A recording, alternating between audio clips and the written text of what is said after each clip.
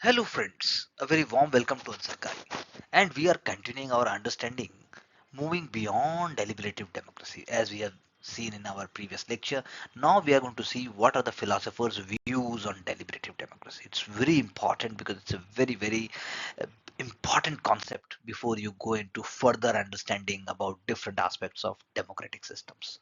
As we already seen that it's a political theory which emphasizes on discussion and dialogue. Without discussion and dialogue, there cannot be any meaningful engagement. So discussion should be based on informed. That means there must be a prior understanding, there must be a prior work at the grassroots level, there must be a reasoned deliberation. Whether it is political, whether it is civil society, whether it is non-governmental organizations, whether it is panchayat, whether it is municipal, whether it is other bodies, including children, they all have the right to say something and not just majority voting.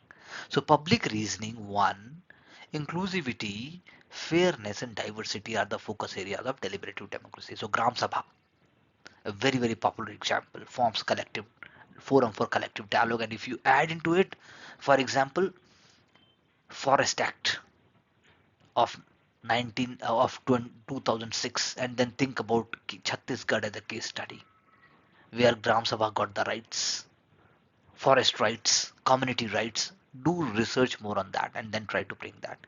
So they truly embody deliberative democracy when they are able to not only safeguard the interest but also to promote the interest of the people concerned. They are the stakeholders, and it must not be dominated by local elites. But is it so? That is my again question to you. Let's start with Jürgen Habermas. The key word here is communicative action. So key idea is legitimacy of democracy rests on free and open communication. What do you mean by free and open communication? You have the right to say within the certain parameters and ethics of press, ethics of journalistic freedom, ethics of citizen centric freedom that you are able to say something.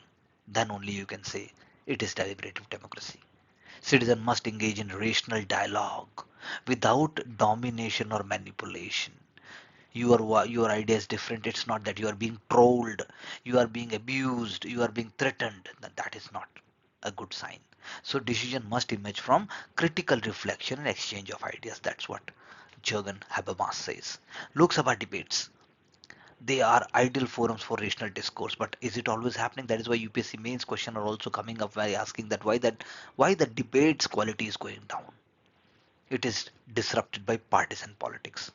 So my question to you is do you think Indian parliamentary debates reflect Habermas' ideal rational dialogue, or they are closer to political theater? What is your take and how much? Let's see John Rawls. John Rawls' keyword is public reason and justice.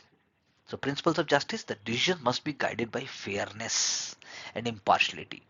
So Habermas is talking about open communication. He is speaking about fairness and impartiality. Public reasoning is very important. Citizens deliberate openly and respecting the equal worth of all. Everybody is important, not just majority community. So a just society gives equal opportunity to all to participate in politics. So what do you think must be the factors which enable an educated young Indian to be part of the politics? Supreme Court's public interest litigations, they are a very important tool and they embody Rawlsian fairness because they give marginalized groups a voice also. Even if a letter is coming to the Supreme Court, then that can be also taken up as a PIL.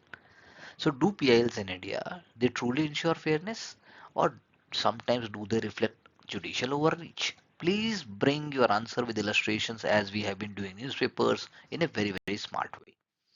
Now, Iris Marion Young believed in the idea of diversity and difference.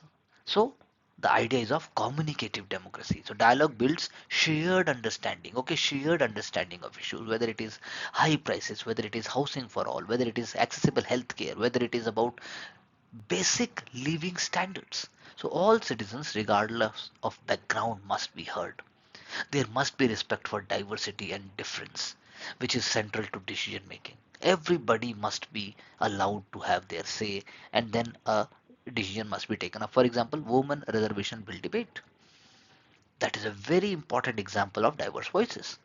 So Again, I would like you to write this answer. Would Indian democracy be more deliberative if marginalized groups had guaranteed representation in all decision-making bodies? And do you think that marginalized groups are having certain guaranteed presence?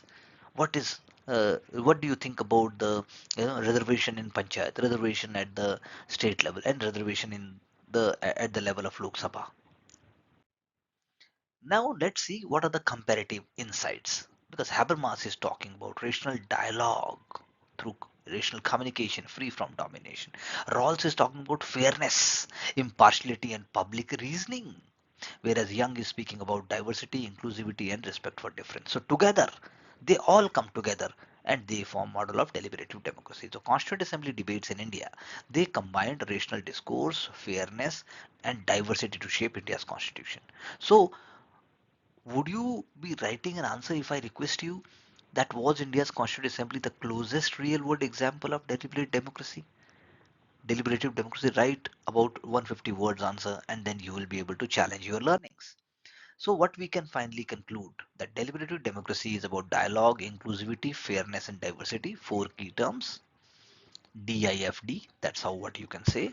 Philosophers are providing complementary visions because Habermas is about communication, Rawls is about justice, and Young is about diversity.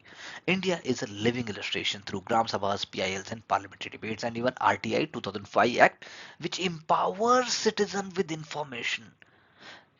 Because all development work, all work done by the government, oh, minus security, strategic, and which can harm India's strategic growth, everything is on the table for the masses. So, could institutionalizing citizen assemblies, as I have already asked you on the lines, in India make democracy more participatory and deliberative?